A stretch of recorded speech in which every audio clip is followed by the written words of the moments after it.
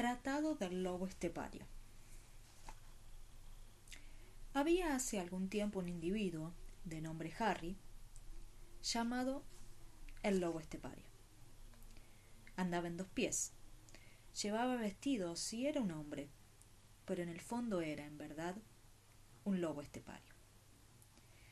Había aprendido mucho de lo que las personas con buen entendimiento pueden aprender, y era un hombre bastante inteligente. Pero lo que no había aprendido era una cosa: el estar satisfecho de sí mismo y de su vida. Esto no pudo conseguirlo. ¿Acaso ello proviniera de que en el fondo de su corazón sabía, o creía saber, en todo momento, que no era realmente un ser humano, sino un lobo de la estepa?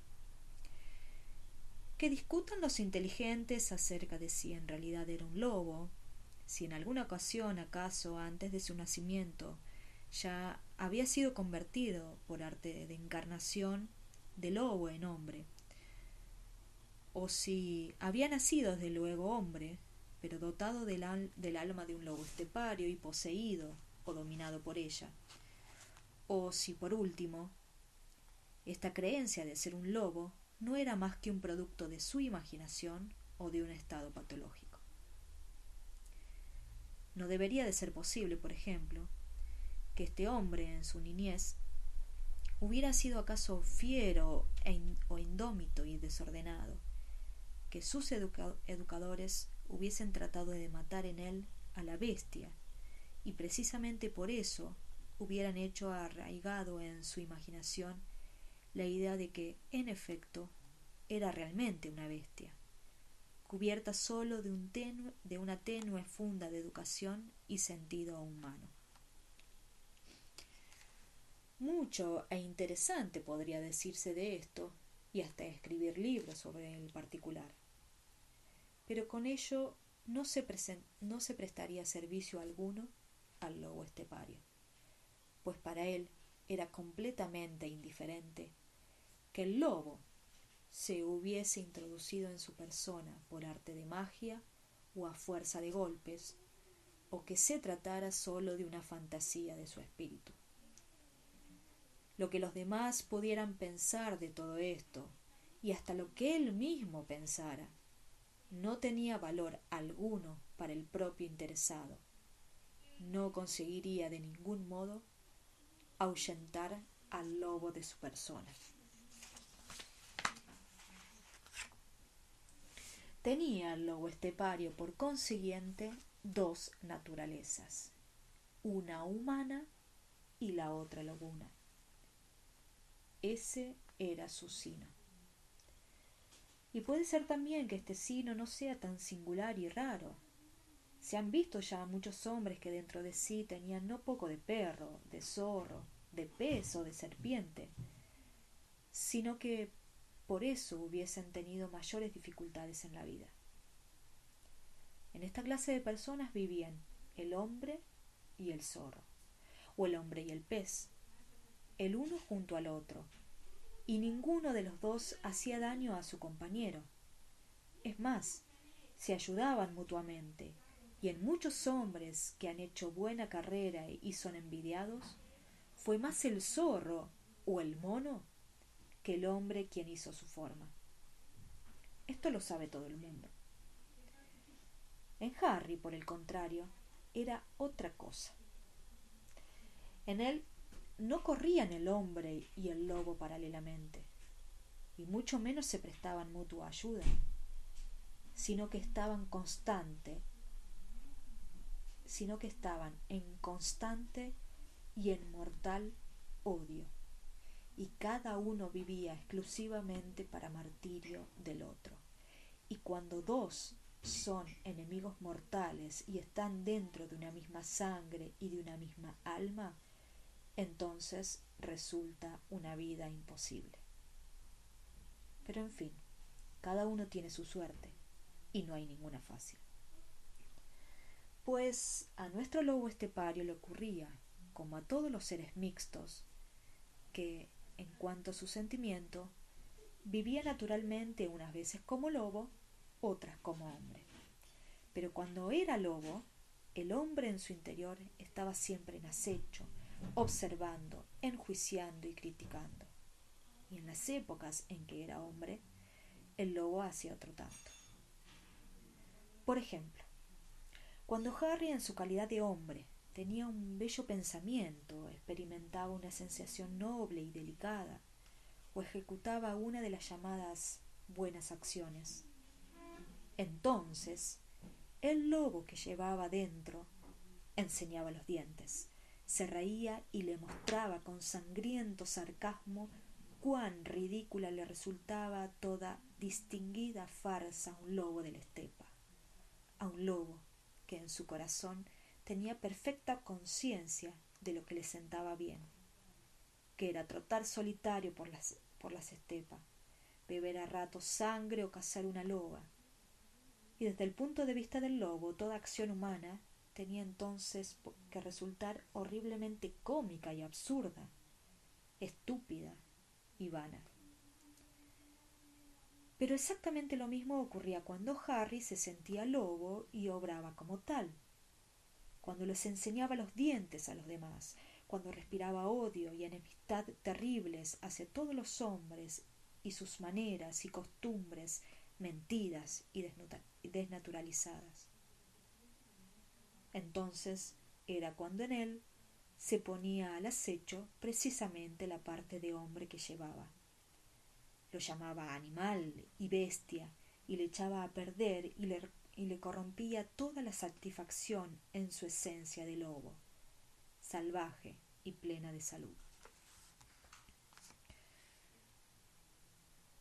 Estando así las cosas con el lobo estepario, es fácil imaginar que Harry no llevaba precisamente una vida agradable y venturosa. Pero con esto no quiere decir que fuera desgraciado en una medida singularísima, aunque a él mismo así le pareciese, como todo hombre que cree que los sufrimientos que le han tocado en suerte son los mayores del mundo. Esto no debiera decirse de ninguna persona. Quien no lleva dentro un lobo no tiene por eso que ser feliz tampoco. Y hasta la vida más desgraciada tiene también sus horas luminosas y sus pequeñas flores de ventura entre la arena y el peñascal. Y esto ocurría también al lobo estepario. Por lo general era muy desgraciado, eso no puede negarse. Y también podía hacer desgraciados a otros, especialmente si lo amaba y ellos a él. Pues todos, pues todos los pues todos los que le tomaban cariño nunca veían en él más que uno de los dos lados. Algunos lo querían como hombre distinguido, inteligente y original, y se quedaban aterrados y defraudados cuando de pronto descubrían en él al lobo. Y esto era irremediable, pues Harry quería, como todo individuo, ser amado en su totalidad y no podía, por lo mismo, principalmente ante aquellos cuyo afecto le importaba mucho, esconder al lobo y repudiarlo. Pero también había otros que precisamente amaban en él al lobo, precisamente a lo espontáneo, salvaje, indómito, peligroso y violento, y a estos, a su vez, les producía luego extraordinaria decepción y pena que de pronto el fiero y perverso lobo fuera además un hombre, tuviera dentro de sí afanes de bondad y de dulzura, y quisiera además escuchar a Mozart, leer versos y tener ideales de humanidad. Singularmente estos eran, por lo general, los más decepcionados e irritados. Y de este modo llevaba el lobo estepario su propia duplicidad y discordia interna también a todas las exigencias extrañas con las que se relacionaba.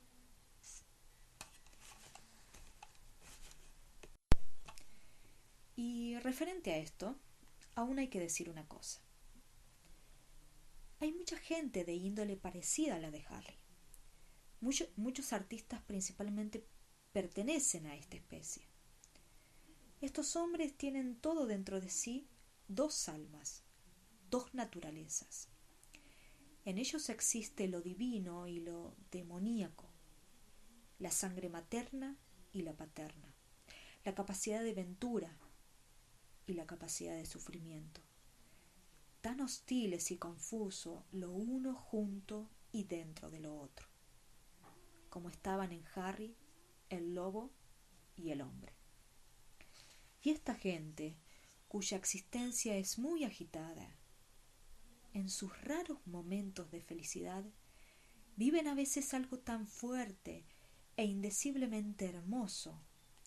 La espuma de la dicha momentánea salta con frecuencia tan alta y deslumbrante por encima del mar del sufrimiento, que este breve resplandor de ventura alcanza y encanta radiante también a otras personas. Así se producen, como precisa y fugitiva espuma de felicidad sobre el mar de sufrimiento, todas aquellas obras de arte en las cuales un solo hombre atormentado se eleva por un momento tan alto sobre su propio destino que su dicha luce como una estrella, y a todos aquellos que la ven les parece algo eterno y como su propio sueño de felicidad. Todos estos hombres, llámense como se quieran sus hechos y sus obras, por lo general, no tienen realmente una verdadera vida, es decir, su vida no es ninguna esencia, no tiene forma, no son héroes o artistas o pensadores a la manera como otros son jueces, médicos, zapateros o maestros, sino que su existencia es un movimiento y un flujo y un reflujo eterno y penoso. Esta infeliz y dolorosamente desgarrada es terrible y no tiene sentido si no se está dispuesto a ver dicho sentido precisamente en aquellos escasos sucesos, hechos, ideas y obras que irradian por encima del caos de una vida así. Entre los hombres de esta especie ha surgido el peligroso y horrible pensamiento de que acaso toda la vida humana no sea sino un tremendo error, un aborto violento y desgraciado de la Madre Universal, un ensayo salvaje y horriblemente desafortunado de la naturaleza. Pero también entre ellos es donde ha surgido la otra idea de que el hombre acaso no sea solo un animal medio razonable, sino un hijo de los dioses y destinado a la inmortalidad. El hombre, un tremendo error, un aborto violento y desgraciado de la Madre Universal, un ensayo salvaje y horriblemente desafortunado de la naturaleza. Pero también el hombre, un hijo de los dioses y destinado a la inmortalidad. Cualquier especie humana tiene sus caracteres, sus sellos, cada una tiene sus virtudes y sus vicios, cada una su pecado mortal. A los caracteres del lobo estepario pertenecía el que era un hombre nocturno. La mañana era para él una mala parte del día, que le asustaba y que nunca le trajo nada agradable. Nunca estuvo en realidad contento en una mañana cualquiera de su vida. Nunca hizo nada bueno en las horas antes del mediodía. Nunca tuvo buenas ocurrencias, ni pudo proporcionarse a sí mismo ni a los demás alegría alguna en esas horas.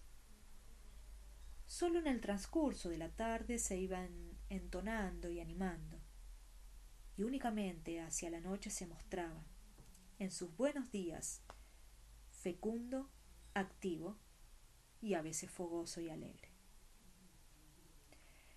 Nunca ha tenido hombre alguno una necesidad de independencia más profunda y apasionada que él. En su juventud, siendo todavía pobre y costándole trabajo ganarse el pan, prefería pasar hambre y andar con los vestidos rotos, si así salvaba un poco de su independencia. No se vendió nunca por dinero ni por comodidades, nunca a mujeres ni a poderes. Más de 100 veces tiró y apartó de sí lo que a los ojos de todo el mundo constituía sus excelencias y ventajas, para conservar su libertad a cambio. Ninguna idea le era más odiosa y horrible que la de tener que ejercer un cargo, someterse a una distribución del tiempo, obedecer a otros. Una oficina, una cancillería, un negociado, eran cosas para él tan execrables como la muerte. Y lo más terrible que pudo vivir en sueños fue la reclusión en un cuartel. A todas estas situaciones supo sustraerse, a veces mediante grandes sacrificios. En esto basaba su fortaleza y su virtud. Aquí era inflexible e incorruptible. Aquí era su carácter firme y rectilíneo. Pero a esta virtud estaban íntimamente ligados su sufrimiento y su destino. Le sucedía lo que le sucede a todos. Lo que él, por un impulso muy íntimo de su ser, buscó y anheló con la mayor obstinación, logró obtenerlo, pero en mayor medida de la que es conveniente a los hombres. En un principio fue su sueño y su ventura, después su amargo destino. El hombre poderoso en el poder sucumbe, el hombre del dinero en el dinero, el servil y humilde en el servicio, el que busca el placer en los placeres. Y así sucumbió el lobo estepario en su independencia. Logró su objetivo. Fue cada vez más independiente. Nadie tenía nada que ordenarle, a nadie tenía que ajustar sus actos, solo y libremente destinaba a él, a su antojo, lo que había de hacer y lo que había de dejar. Pues todo hombre fuerte alcanza, indefectiblemente, aquello que va buscando con verdadero ahínco. Pero en medio de la libertad lograda, se dio bien pronto cuenta Harry de que esa, su independencia, era una muerte, que estaba solo, que el mundo lo abandonaba de un modo siniestro y que los hombres no le importaban nada. Es más, que tampoco él a sí mismo, que lentamente iba ahogándose en una atmósfera cada vez más tenue de falta de trato y de aislamiento. Porque ya resultaba que la soledad y la independencia no eran su afán y su objetivo, sino su destino y su condenación, que su mágico deseo se había cumplido y ya no era posible retirarlo. Y ya de nada servía extender los brazos abiertos, lleno de nostalgia y con el corazón henchido de buena voluntad, brindando solidaridad y unión. Ahora lo dejaban solo. Y no es que fuera odioso, detestable y antipático a los demás. Al contrario, tenía muchos amigos. Muchos lo querían bien. Pero siempre era simpatía y amabilidad lo que únicamente encontraba. Lo invitaban, le hacían regalos, le escribían bonitas cartas. Pero nadie se le aproximaba espiritualmente. Por ninguna parte surgía compenetración con nadie. Y nadie estaba dispuesto ni era capaz de compartir su vida. Ahora lo envolvía el ambiente de soledad, una atmósfera de quietud, un apartamiento del mundo que lo rodeaba, una incapacidad de relación contra la cual nada podía ni la voluntad, ni el afán, ni la nostalgia. Este era uno de los caracteres más importantes de su vida.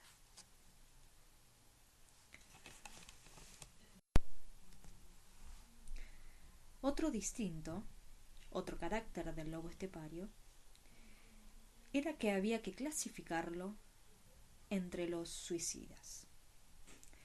Aquí debe hacerse notar que es erróneo llamar suicidas solo a las personas que se asesinan realmente. Entre estas hay, sin embargo, muchas que se han suicidado en cierto modo por casualidad y de cuya esencia no forma parte del suicidio.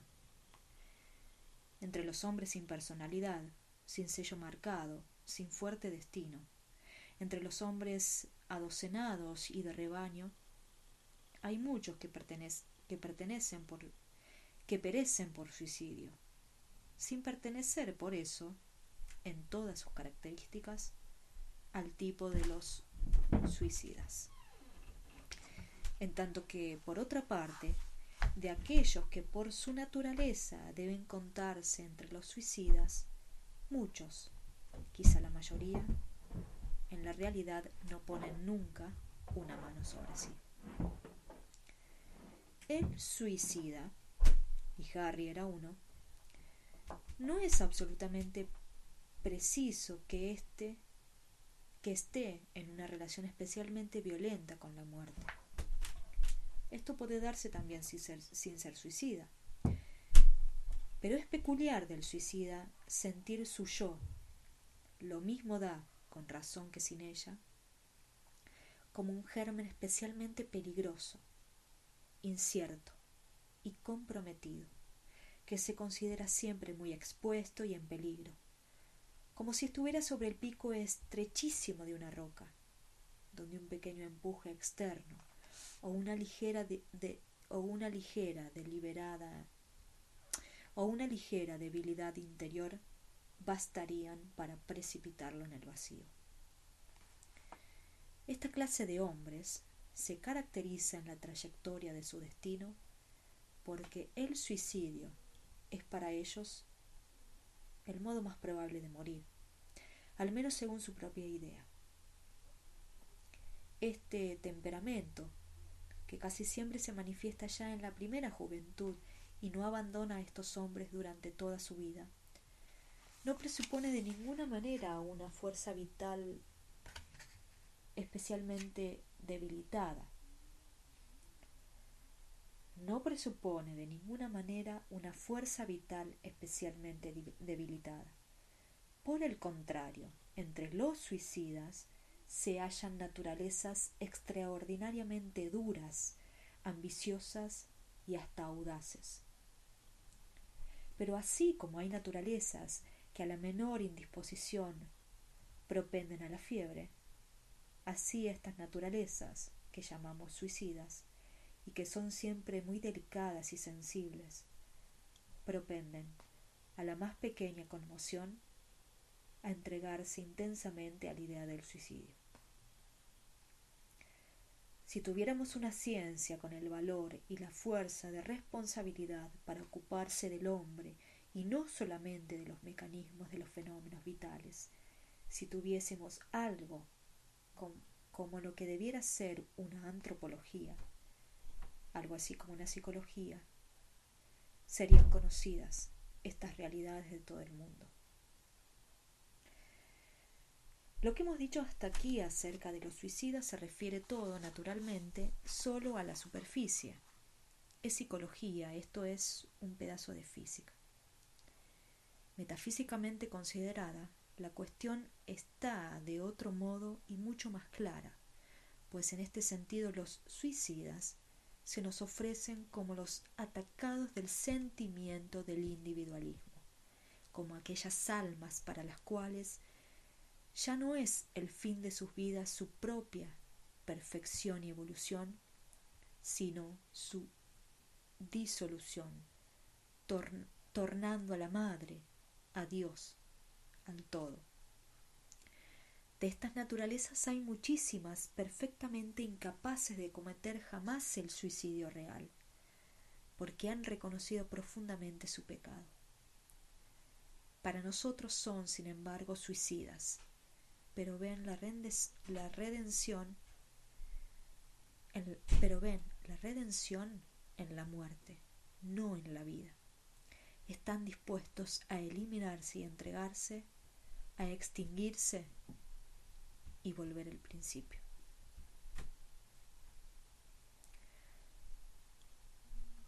Ven la redención en la muerte, no en la vida, porque están dispuestos a eliminarse y entregarse, a extinguirse para volver al principio. Como toda fuerza puede también convertirse en una flaqueza, es más, en determinadas circunstancias necesariamente se convierte, así puede, a la inversa del suicida típico, hacer a menudo de su aparente debilidad una fuerza y un apoyo, y lo hace en efecto con extraordinaria frecuencia. Entre estos se cuenta también el de Harry, el del lobo estepario. Como millares de esta especie, de la idea de que en todo momento le estaba abierta el camino de la muerte, no sólo se hacía una trama fantástica, melancólico-infantil, sino que de la misma idea se forjaba un consuelo y un sostén. Ciertamente que en él, como en todos los individuos de su clase, toda conmoción, todo dolor, toda mala situación en la vida, despertaba al punto el deseo de sustraerse a ella por medio de la muerte. Pero poco a poco se creó de esta predisposición una filosofía útil para la vida. La familiaridad con la idea de que aquella extrema salida estaba constantemente abierta le daba fuerza, lo hacía curioso para apurar los dolores y las situaciones desagradables. Y cuando le iba muy mal, podía expresar su sentimiento con feroz alegría, con una especie de maligna alegría. Tengo una curiosidad por ver cuánto es realmente capaz de aguantar un hombre. En cuanto alcance el límite de lo soportable, no habrá más que abrir la puerta y ya estará fuera. Hay muchos suicidas que de esta idea logran extraer fuerzas extraordinarias. Por otra parte, a todos los suicidas les es familiar la lucha con la tentación del suicidio. Todos saben muy bien, en alguno de los rincones de su alma, que el suicidio es, en efecto, una salida, pero muy vergonzosa e ilegal, y que en el fondo es más noble y más bello dejarse vencer y sucumbir por la vida misma que por la propia mano. Esta ciencia, esta mala conciencia, cuyo origen es el mismo que el de la mala conciencia de los llamados autosatisfechos, obliga a los suicidas a una lucha constante contra su tentación. Estos luchan como el cleptómano lucha contra su vicio. Asimismo, el lobo estepario le era perfectamente conocida esta lucha. Con toda clase de armas la había sostenido. Finalmente, llegó, a la edad de los 47 años, a una ocurrencia feliz y no exenta de humorismo que le producía a veces gran alegría. Fijó la fecha en que cumpliera años como el día en el cual había de poder permitirse el suicidio. En dicho día, así lo convino consigo mismo, habría de estar en libertad de utilizar la salida para caso de apuro, o no utilizarla, según el cáliz del tiempo. Aunque le pasase lo que quisiera, aunque se pusiera enfermo, perdiese su dinero, experimentara sufrimiento y amargura, todo estaba emplazado, todo podía a lo sumo durar estos pocos años, meses, días, cuyo número iba disminuyendo constantemente. Y en efecto, soportaba ahora con mucho más facilidad muchas incomodidades que antes lo martirizaban más, y acaso lo conmovían hasta los tuertos. Cuando por cualquier motivo le iba particularmente mal, cuando a la desolación, al aislamiento y a la depravación de su vida se le agregaba además dolores o pérdidas especiales, entonces podía decírsele al dolor: esperad 2 años no más y seré vuestro dueño. Y luego se abismaba con cariño en la idea de que el día que cumpliera los 50 años llegarían por la mañana las cartas y las felicitaciones, mientras que él, seguro de su navaja de afeitar, se despedía de todos los dolores y cerraba la puerta tras sí. Entonces verían la gota en las articulaciones, la melancolía, el dolor de cabeza y el dolor de estómago, donde se quedaban.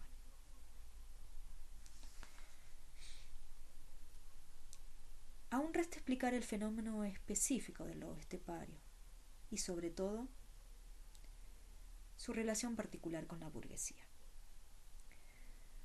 refiriendo estos hechos a sus leyes fundamentales. Tomemos como punto de partida, puesto que ello se ofrece por sí mismo, aquella su relación con lo burgués. El lobo estepario estaba, según su propia apreciación, completamente apartado del mundo burgués, ya que no conocía ni vida familiar ni ambiciones sociales. Se sentía en absoluto como individualidad aislada, ya como ser extraño y enfermizo anacoreta, ya como hipernormal, como un individuo de disposiciones geniales y elevado sobre las pequeñas normas de la vida corriente. Consciente, despreciaba al hombre burgués y tenía orgullo en no serlo. Esto no obstante, tenía dinero en el banco y ayudaba a parientes pobres.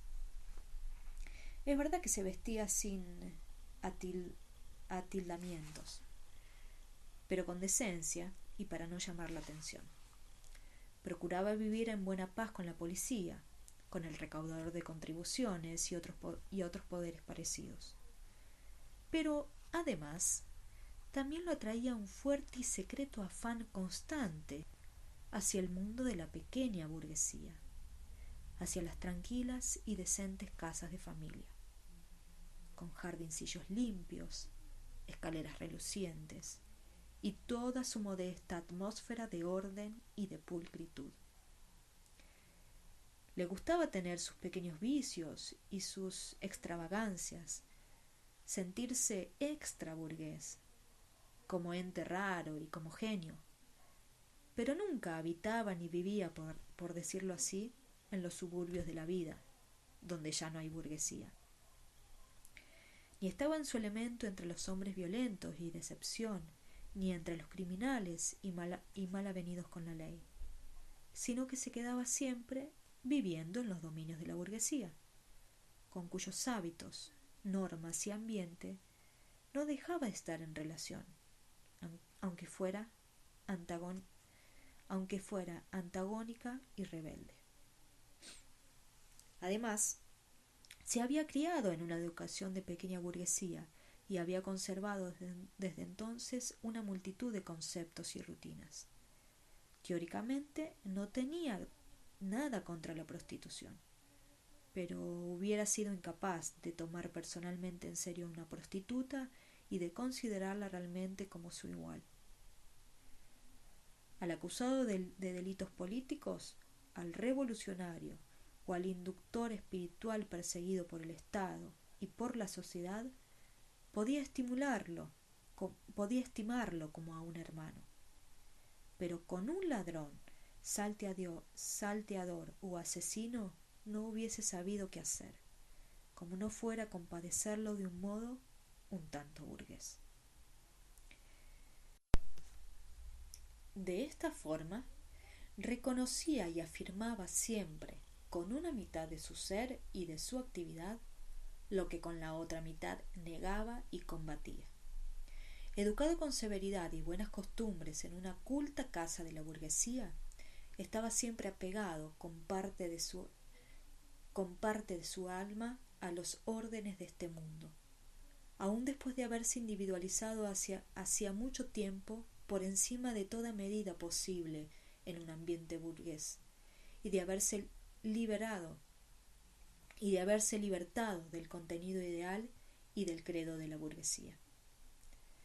Lo burgués, pues, como un estado siempre latente dentro del humano, no es otra cosa que el ensayo de una compensación, que el afán de un término medio de avenencia entre los numerosos extremos y dilemas contrapuestos de la conducta humana. Si tomamos como ejemplo cualquiera de estos dilemas de contraposición, a saber, el de un santo y un libertino, se comprenderá el punto de nuestra alegoría. El hombre tiene la capacidad de entregarse por entero a lo espiritual, al intento de aproximación a lo divino, al ideal de lo santo. Tiene también, por el contrario, la facultad de entregarse por completo a la vida de instinto, a los apetitos sensuales y de digerir todo su afán a la obtención de placeres de momento. Uno de los dos caminos acaba en el santo, en el mártir del espíritu, en la propia renunciación y sacrificio por amor a Dios. El otro camino acaba en el libertino, en el mártir de los instintos, en el propio sacrificio en ares de la descomposición y el aniquilamiento. Ahora bien, el burgués trata de vivir en un término medio confortable entre ambas sendas. Nunca habrá de sacrificarse o de entregarse ni a la embriaguez ni al ascetismo. Nunca será mártir ni consentirá en su aniquilamiento. Al contrario, su ideal no es sacrificio, sino conservación del yo. Su afán no se dirige ni a la santidad ni a lo contrario. La incondicionalidad le es insoportable. Si quiere servir a Dios, sí, quiere servir a Dios, pero también a los placeres del mundo.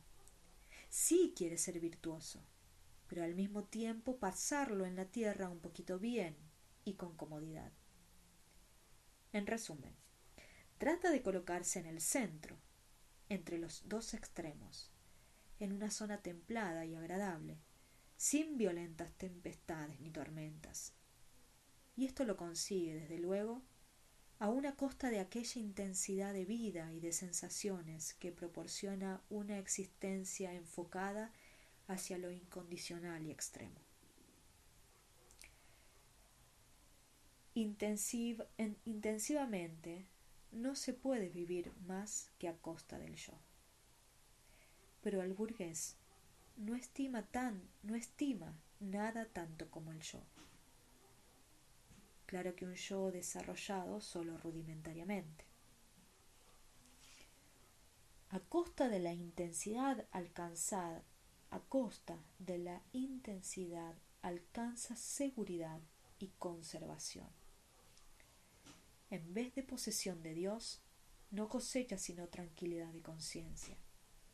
En lugar de placer, bienestar. En vez de libertad, comodidad. En vez de fuego abrasador, una temperatura agradable. El burgués es consiguientemente por naturaleza una criatura de débil impulso vital, miedoso, temiendo la entrega de sí mismo, fácil de gobernar. El burgués es consiguientemente por naturaleza una criatura de débil impulso vital, miedoso, temiendo la entrega de sí mismo y fácil de gobernar. Por eso ha sustituido el poder por el régimen de mayorías, la fuerza por la ley, la responsabilidad por el sistema de sufragio.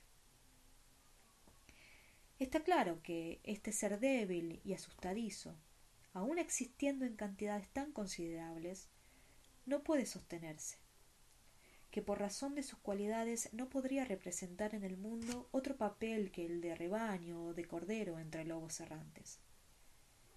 Sin embargo, vemos que, aunque en tiempo de los gobiernos de naturaleza muy vigorosas, el ciudadano burgués es inmediatamente aplastado contra la pared, no perece nunca, y a veces hasta se nos antoja que domina el mundo.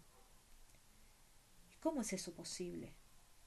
Ni el gran número de su rebaño, ni la virtud, ni el common sense, ni la organización serían lo bastante fuerte para salvarlo de la derrota. No hay medicina en el mundo que pueda sostener a quien tiene la intensidad vital tan debilitada desde el principio. Y sin embargo, la burguesía vive, es poderosa y próspera. ¿Y por qué? La solución es la siguiente. El por qué. Por los lobos esteparios.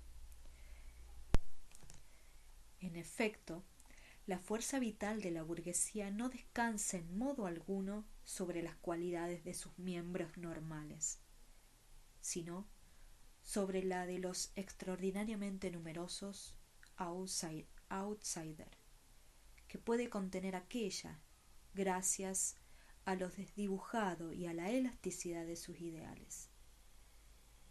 Viven siempre dentro de la burguesía una gran cantidad de temperamentos vigorosos y fieros. Nuestro lobo estepario, Harry, es un característico ejemplo. Él, que se ha individualizado mucho más allá de la medida posible a un hombre burgués, que conoce las delicias de la meditación, igual que las tenebrosas alegrías del odio a todo y a sí mismo, él que desprecia la ley, la virtud y el common sense, es un adepto forzoso a la burguesía y no puede sustraerse a ella. Y así acampan en torno de la masa burguesa, verdadera y auténtica, grandes sectores de la humanidad, muchos millares de vidas y de inteligencias, cada una de las cuales, aunque se sale del marco de la burguesía y estaría llamada una vida de incondicionalidad, es, sin embargo, atraída por sentimientos infantiles hacia las formas burguesas y contagiada un tanto de su debilitación en la intensidad vital. Se aferra de cierta manera a la burguesía, quedando de algún modo sujeta, sometida y obligada a ella. Pues a ésta le cuadra, a la inversa, el principio de los poderosos. Quien no está contra mí, está conmigo.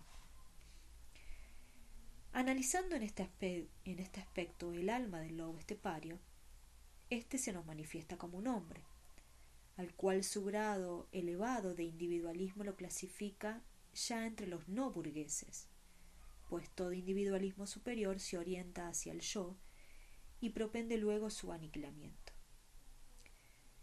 Vemos cómo siente dentro de sí fuertes estímulos, tanto hacia la santidad como hacia el libertinaje. Pero a causa de alguna debilitación o pereza, no pudo dar el salto en el insondable espacio vacío, quedando ligado al pesado astro materno de la burguesía. Esta es una situación en el universo.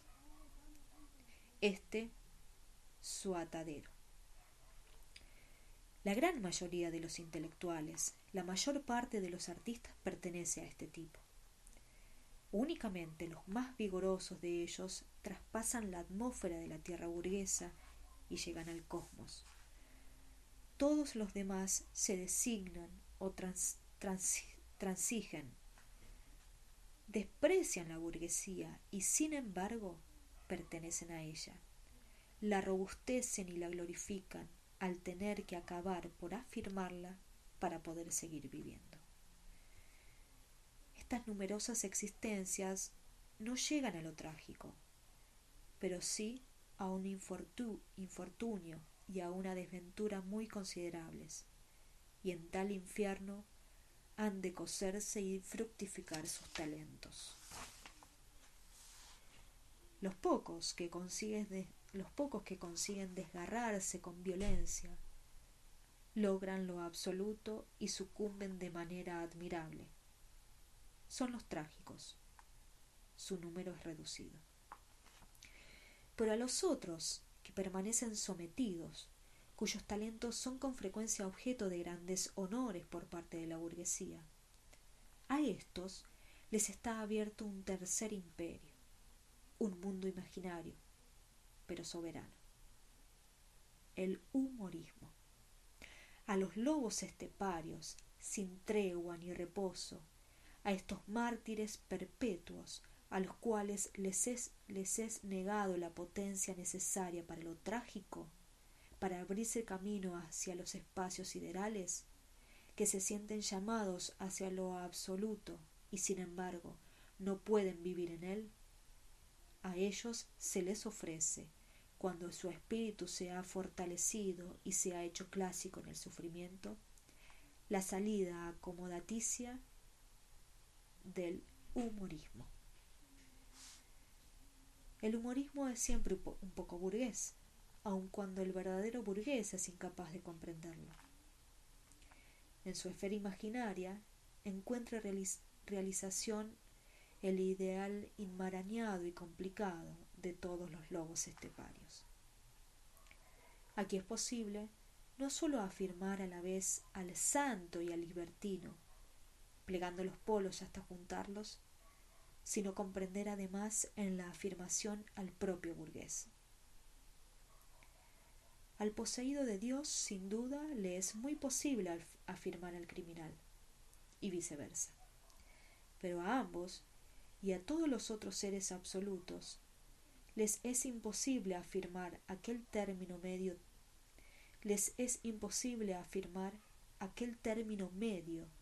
tibio y neutral.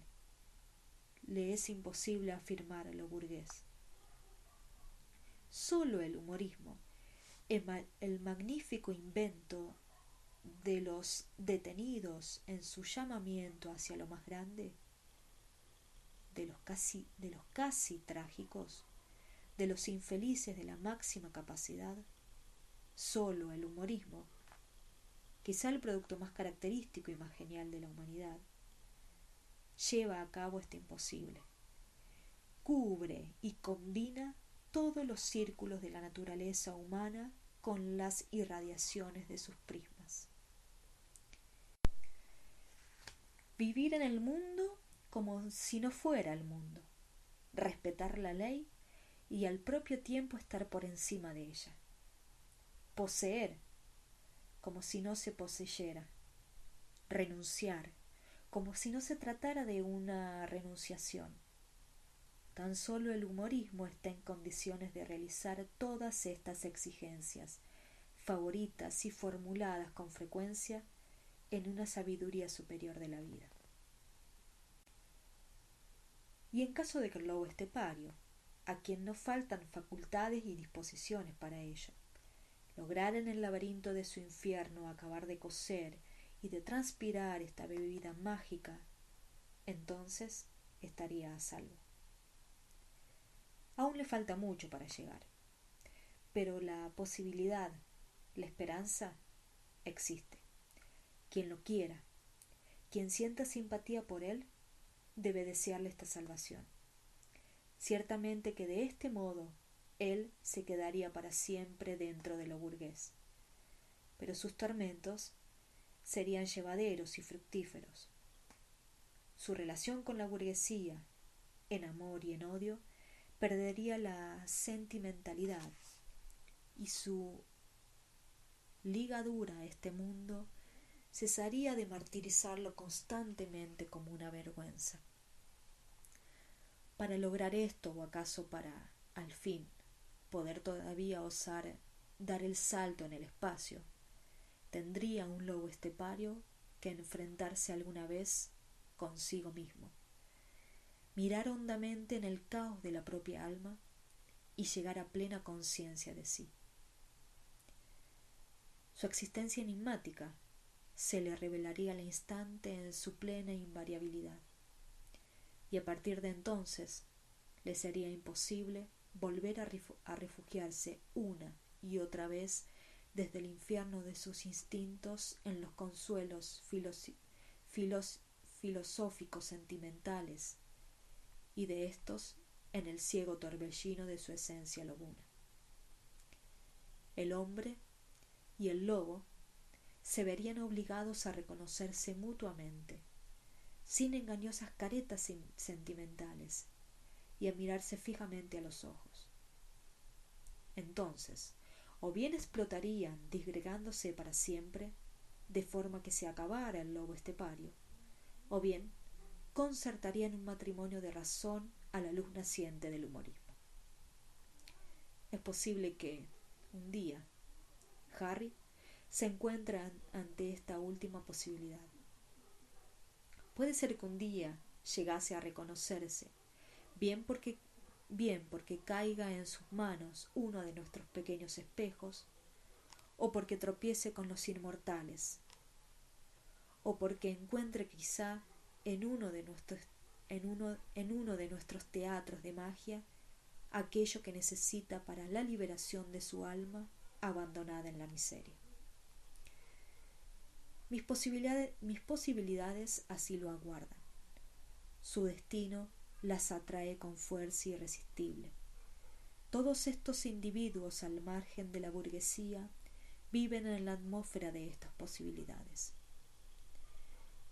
Una insignificancia basta y surge la chispa. Y todo esto el lobo estepario lo conoce muy bien, aun cuando no llegue nunca a ver este trozo de su biografía interna. Presiente su situación dentro del edificio del mundo, presiente y conoce a los inmortales, presiente y teme la posibilidad de un encuentro consigo mismo. Sabe de la existencia de aquel espejo, en el cual siente tan terrible necesidad de mirarse y en el cual teme con mortal angustia verse reflejado. Para acabar nuestro estudio, queda por resolver todavía una última ficción, una mistificación fundamental. Todas las aclaraciones, toda la psicología, todos los intentos de comprensión necesitan, desde luego, de los medios auxiliares, teorías, mitologías, ficciones. Y un autor honrado no debería omitir al final de una explicación la resolución en lo posible de estas ficciones. Cuando digo arriba o abajo, es una afirmación que necesita explicarse, pues un arriba y un abajo no los hay más que en el pensamiento, en la abstracción. El mundo mismo no conoce ningún arriba ni un abajo. Así es también, para decirlo de una vez, una mentira el lobo estepario. Cuando Harry se considera a sí mismo como hombre lobo y piensa que está compuesto de dos seres hostiles y contradictorios, ello es puramente una mitología simplificadora. Harry no es un hombre lobo, y si nosotros también acogimos, aparentemente sin fijarnos, su ficción, por él mismo inventada y creída, tratando de considerarlo y de explicarlo realmente como un ente doble, como lobo estepario, nos aprovechamos de un engaño con la esperanza de ser comprendidos más fácilmente, engaño cuya depuración debe intentarse ahora.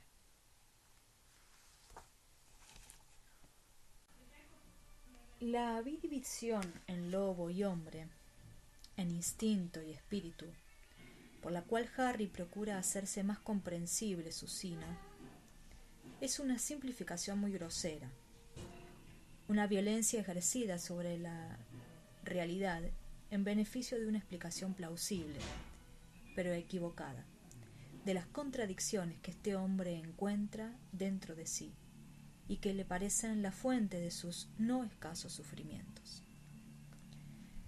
Harry encuentra en sí un hombre, esto es, un mundo de ideas, sentimientos, de cultura, de naturaleza dominada y sublimada, y a la vez encuentra allí al lado, también dentro de sí, un lobo, es decir, un mundo sombrío de instintos, de fiereza, de crueldad, de naturaleza ruda, no sublimada. A pesar de esta división aparentemente tan clara de su ser en dos esferas que le son hostiles, ha comprobado, sin embargo, alguna vez, que por un rato, durante algún feliz momento, se reconcilian el lobo y el hombre. Si Harry quisiera tratar de determinar en cada instante aislado de su vida, en cada uno de sus actos, en cada una de sus sensaciones, qué participación tendría el hombre y cuál el lobo, se encontraría en un callejón sin salida y se vendría abajo toda su bella teoría del lobo. Pues no hay un solo hombre, ni siquiera el negro primitivo, ni tampoco el idiota, tan lindamente sencillo que su naturaleza puede explicarse como la suma de solo 2 o 3 elementos principales. Y querer explicar a un hombre precisamente tan diferenciado como Harry, en la división pueril, en el lobo y hombre, es un infantil intento desesperado. Harry no está compuesto de 2 seres, sino de cientos, de millares. Su vida, como la de todos los hombres, no ya entre 2 polos, por ejemplo, sino que oscila entre millares, entre incontables pares de polos. No debe asombrarnos que un hombre tan instruido y tan inteligente como Harry se tenga por un lobo estepario y crea poder encerrar la rica y complicada trama de su vida en una fórmula tan llana, tan primitiva y tan brutal. El hombre no posee muy desarrollada la capacidad de pensar, y hasta el más espiritual y cultivado mira siempre al mundo y a sí mismo a través del lente de fórmulas muy ingenuas, simplificadoras y engañosas, especialmente a sí mismo. Pues, a lo que parece, es una necesidad innata y enteramente fatal en todos los hombres representarse cada uno su yo como una unidad. Y aunque esta quimera sufra con frecuencia algún grave contratiempo y alguna sacudida, vuelve siempre a curar y surgir lozana. El juez, sentado frente al asesino y mirándole a los ojos, que oye hablar todo un rato al criminal con su propia voz, la del juez, y encuentra además en su propio interior todos los matices y capacidades y posibilidades del otro, vuelve ya al momento siguiente a su propia identidad, a ser juez. Se cobija de nuevo rápidamente en la funda de su yo imaginario, cumple con su deber y condena a muerte al asesino.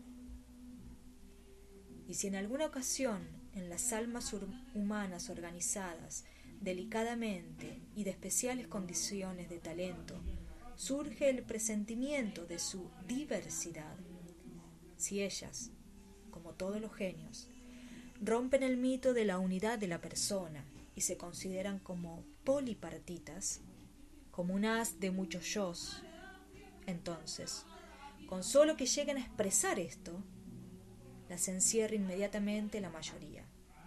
Llama en auxiliar a la ciencia, comprueba esquizofrenia y protege al mundo de que la boca de estos desgraciados tenga que oír un eco de verdad. Pero, ¿a qué perder aquí palabras? ¿A qué expresar cosas cuyo conocimiento se sobreentiende para todos el que piense? Pero no es costumbre expresarlas.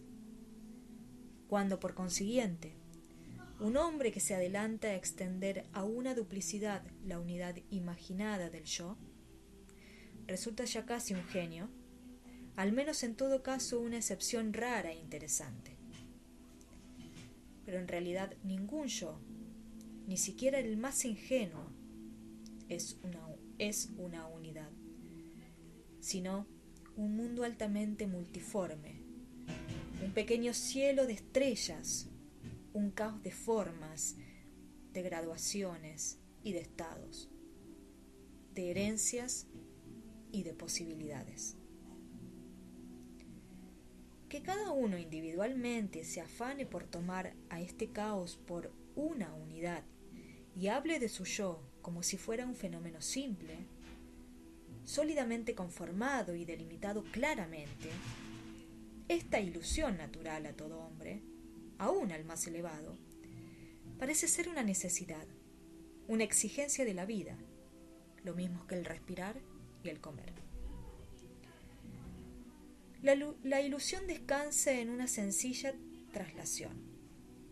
Como cuerpo, cada hombre es uno. Como alma, jamás. También en poesía, hasta en la más refinada, se viene operando siempre desde tiempos inmemoriales con personajes aparentemente completos, aparentemente de unidad. En la poesía que hasta ahora se conoce, los especialistas, los competentes, prefieren el drama, y con razón, pues ofrece u ofrecería la posibilidad máxima de representar al yo como una multiplicidad. Y si a esto no lo contradijera la grosera apariencia de que cada personaje aislado del drama ha de antojársenos una unidad, que ya está metido dentro de un solo cuerpo, unitario y cerrado. Y es el caso también de la estética ingenua, considerada lo más elevado al llamado drama de caracteres, en el cual cada figura aparece como unidad perfectamente destacada y distinta.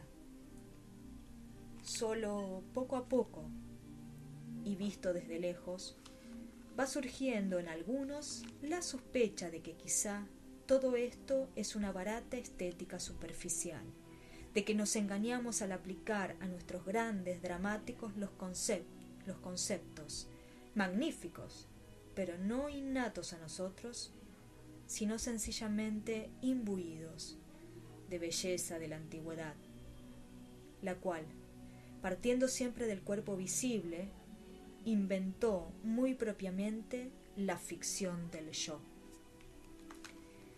En los poemas de la vieja India, este concepto es totalmente desconocido. Los héroes de las epopeyas indias no son personas, sino nudos de personas, series de encarnaciones.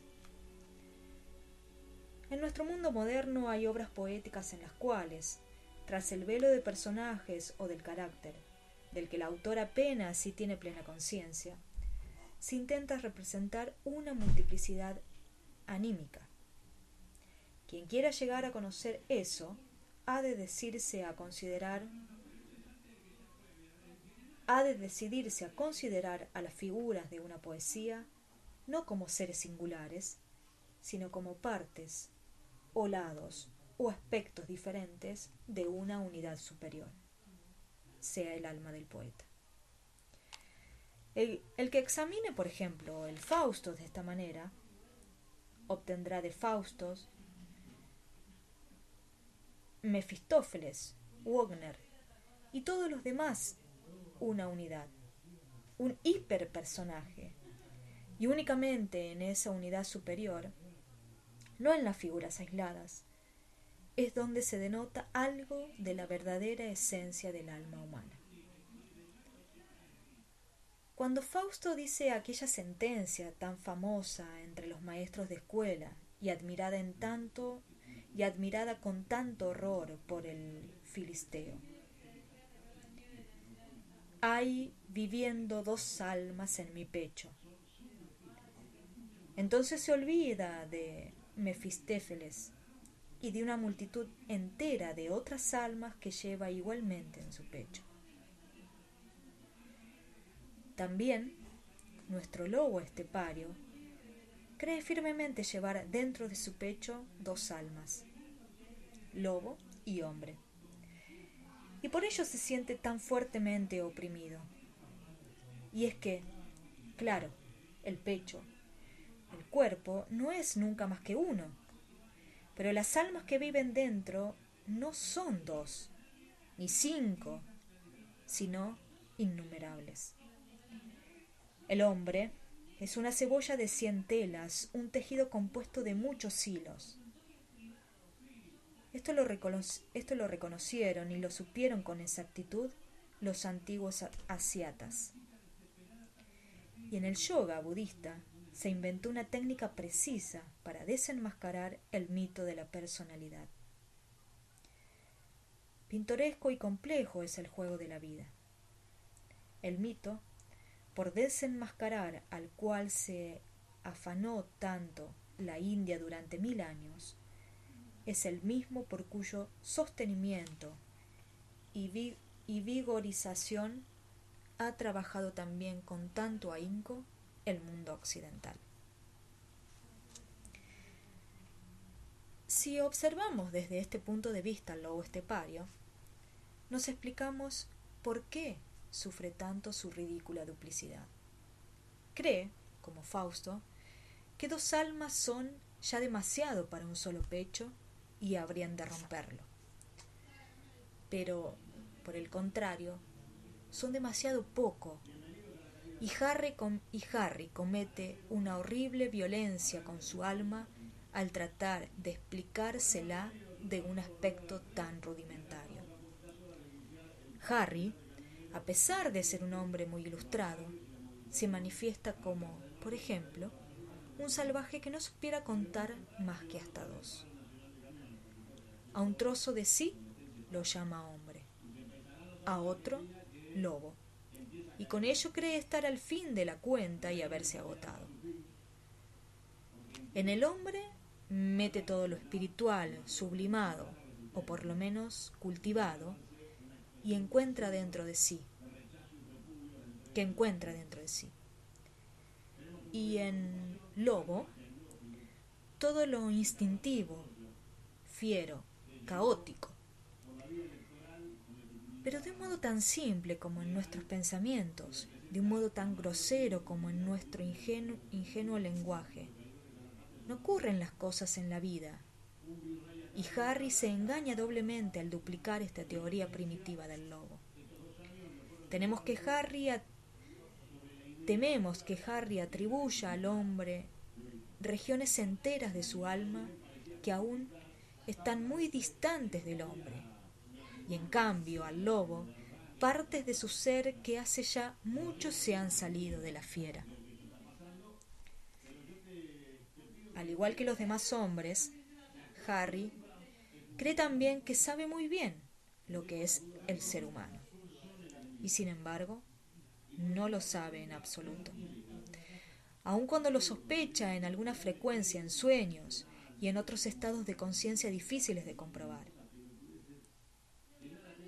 Si no olvidar estas sospechas, si al menos se le asimilar en todo lo posible.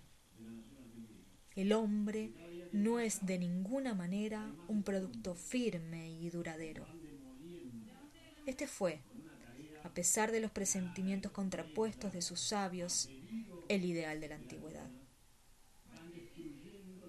El hombre es más bien un ensayo y una transición. No es otra cosa sino el puente estrecho y peligroso entre la naturaleza y el espíritu. hacia el espíritu, hacia Dios, lo impulsa la determinación más íntima. Hacia la naturaleza, en retorno a la madre, lo atrae el más íntimo deseo.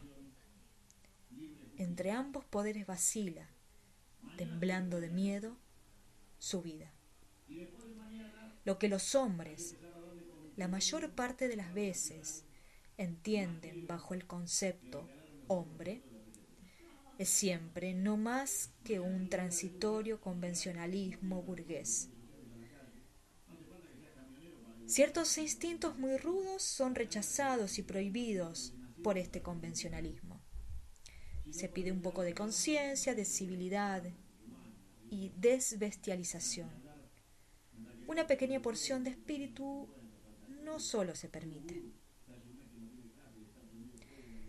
sin que es necesaria. El hombre de esta convención es, como todo ideal burgués, un compromiso. Un compromiso. Un tímido ensayo de ingenua travesura para frustrar tanto a la perversa madre primitiva naturaleza como al molesto padre primitivo espíritu en sus vehementes exigencias y lograr un término medio entre ellos. Por esto el burgués permite y tolera eso que llama personalidad, pero al mismo tiempo entrega la personalidad a aquel Moloch Estado y ensarzan continuamente al uno contra el otro. Por eso el burgués quema hoy por hereje o cuelga por criminal a quien pasado mañana ha de levantar estatuas. Que el hombre no es algo creado ya, sino una exigencia del espíritu, una posibilidad de lejana, tan deseada como temida, y que el camino que a él conduce solo se va recorriendo a pequeños trocitos y bajo terribles tormentos y éxtasis, precisamente por aquellas raras individualidades a las que hoy se prepara el patíbulo y mañana el monumento. Esta sospecha vive también en el lobo estepal. Pero lo que él dentro de sí llama hombre, en contraposición a su lobo, no es en gran parte otra cosa más que precisamente aquel hombre mediocre del convencionalismo burgués.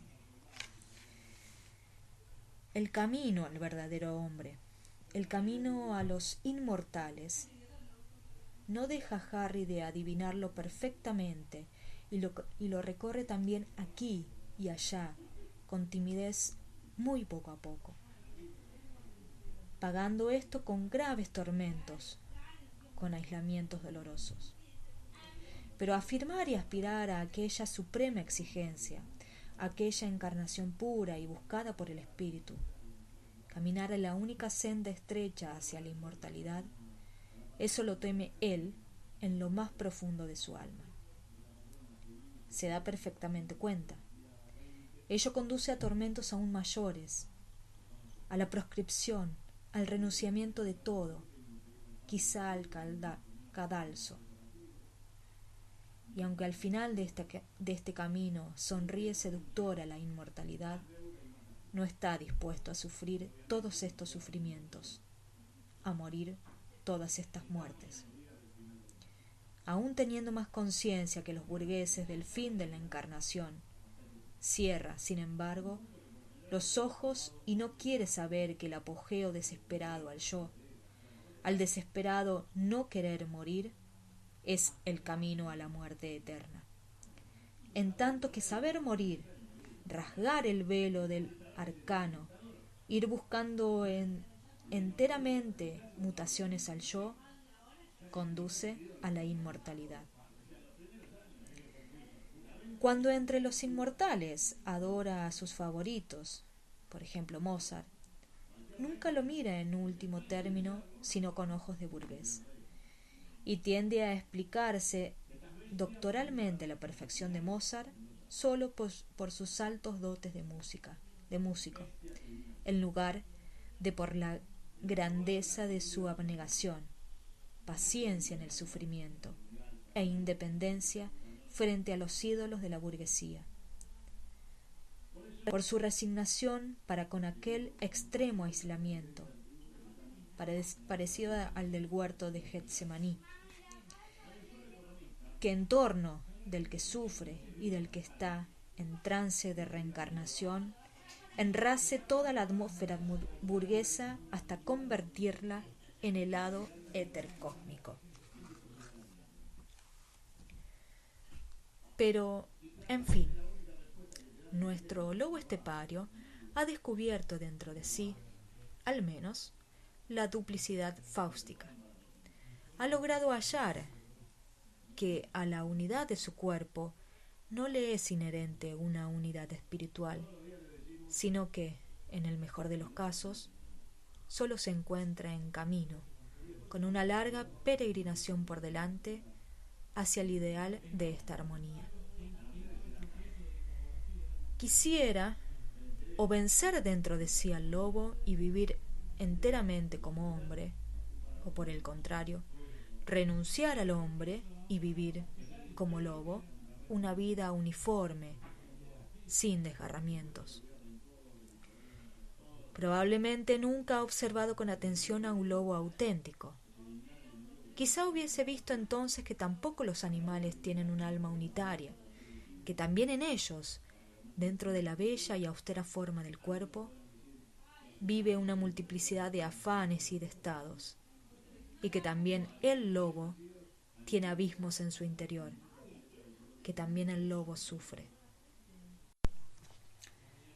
No, con la vuelta a la naturaleza, va siempre el hombre por un falso camino, lleno de penalidad, esperanzas. Harry no puede volver a convertirse enteramente en lobo, y si pudiera, vería que tampoco el lobo es a su vez nada sencillo y original, sino algo ya muy complicado y complejo. También el lobo tiene dos y más de dos almas dentro de su pecho de lobo, y quien desea ser un lobo incurre en el mismo olvido que el hombre de aquella canción. Feliz quien volviera a ser niño. El hombre simpático, pero sentimental, que canta la canción del niño dichoso, que también a la naturaleza, a la inocencia, a los principios, y ha olvidado por completo que los niños no son felices en absoluto, que son capaces de muchos conflictos, de muchas desarmonías, de todos los sufrimientos. Hacia atrás no conduce, en suma, ninguna senda, ni hacia el lobo ni hacia el niño. En el principio de las cosas no hay sencillez ni inocencia.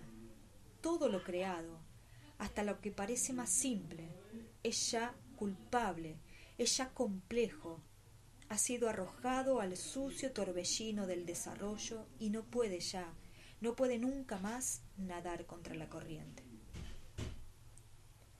El camino hacia la inocencia, hacia lo increado, hacia Dios, no va para atrás, sino hacia adelante. No hacia el lobo o hacia el niño, sino cada vez más hacia la culpa, cada vez más hondamente dentro de la encarnación humana. Tampoco con el suicidio, pobre lobo estepario, se te saca de apuro realmente. Tienes que recorrer el camino más largo, más penoso y más difícil de la humana encarnación. Habrá de multiplicar todavía con frecuencia tu duplicidad. Tendrás que complicar aún más tu complicación. En lugar de estrechar tu mundo, de simplificar tu alma, tendrás que acoger cada vez más Tendrás que acoger cada vez más mundos. Tendrás que acoger a la postre al mundo entero en tu alma dolorosamente ensanchada, para llegar acaso algún día al fin, para llegar acaso algún día al descanso. Por este camino marcharon Buda y todos los grandes hombres, unos a sabiendas, otros inconscientemente, mientras la aventura les salía bien. Nacimiento significa desunión del todo, significa limitación, aparentemente de Dios, penosa reencarnación. Regresa al todo, anulación de la dolorosa individualidad. Llegar a ser Dios quiere decir haber ensanchado tanto el alma que puede volver a comprender nuevamente al todo.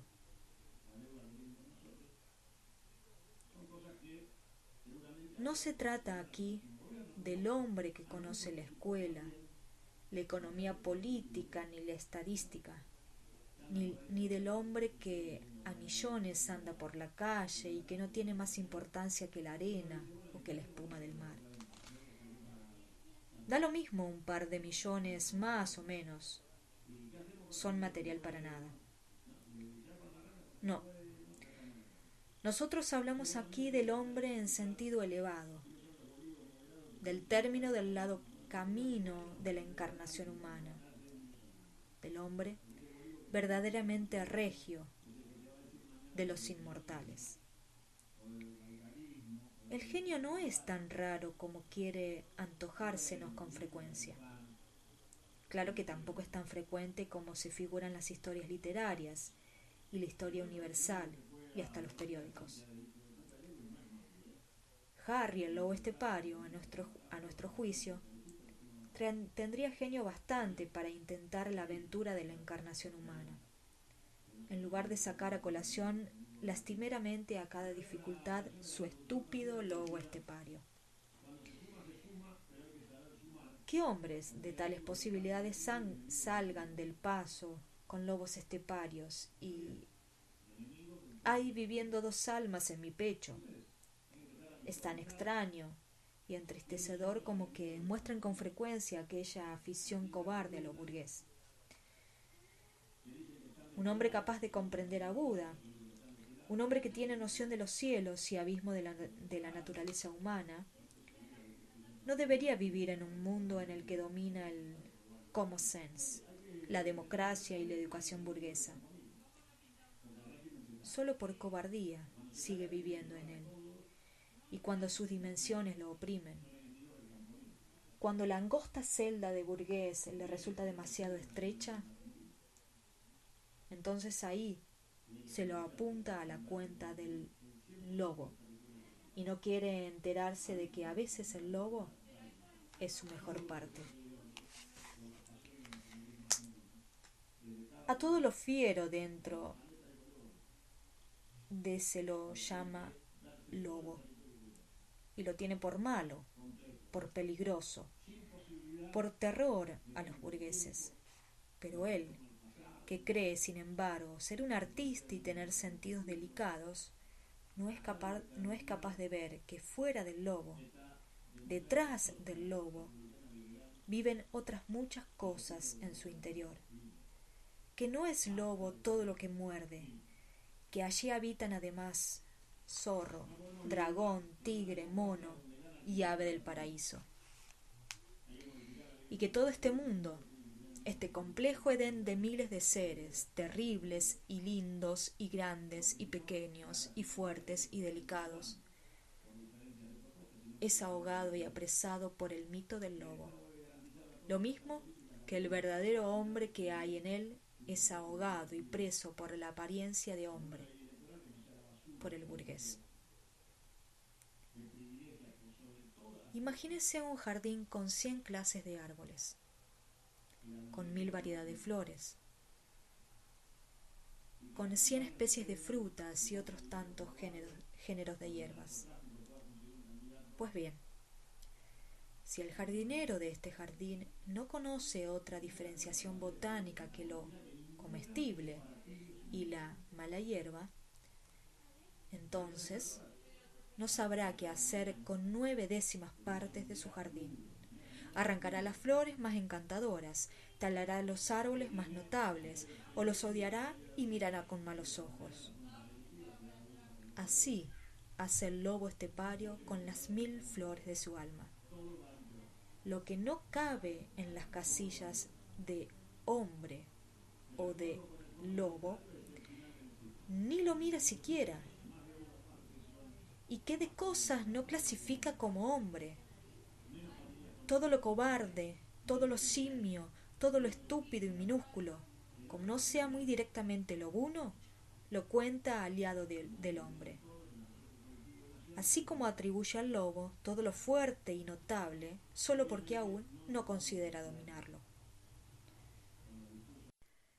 Nos despedimos de Harry. Lo dejamos seguir solo su camino. Si ya estuviese con los inmortales, si ya hubiera llegado allí, donde su penosa marcha parece apuntar, ¿cómo miraría asombrado este ir y venir, este fiero e irresoluto zigzag de su ruta? ¿Cómo sonreiría a este lobo estepario, animándolo, censurándolo, con lástima y con complacencia? Fin del Tratado del Lobo Estepario.